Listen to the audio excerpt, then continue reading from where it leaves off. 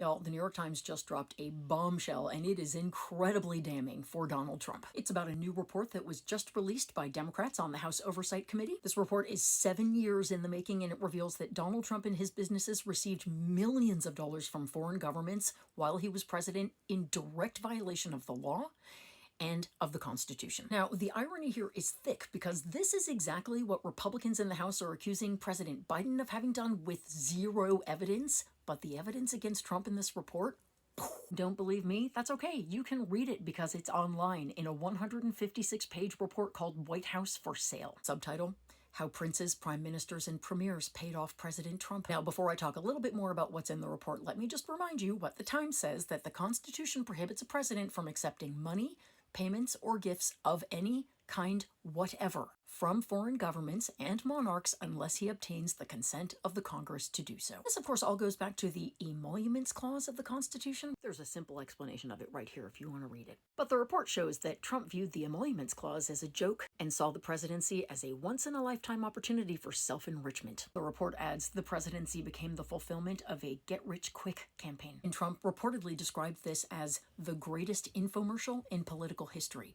The presidency. Now, before I go further, I would just like to remind you all that this report would have been far more detailed than it already is had not President Trump, James Comer, and a bunch of other people blocked the committee's investigations every step of the way. This means that the absolutely damning information in this report is just the tip of the iceberg. Meanwhile, this guy is still running to be president. So, and again, the gist of the report is that Donald Trump got millions of dollars from foreign governments into companies he owned. In fact, at a minimum, $7.8 million from at least 20 countries. And that President Trump never sought or received congressional approval to receive these payments, as the Constitution requires. These countries, by the way, spanned the globe, but one thing they had in common, they were some of the most corrupt and authoritarian countries on the planet. And guess who the top country was? The country that spent the most money on Donald Trump.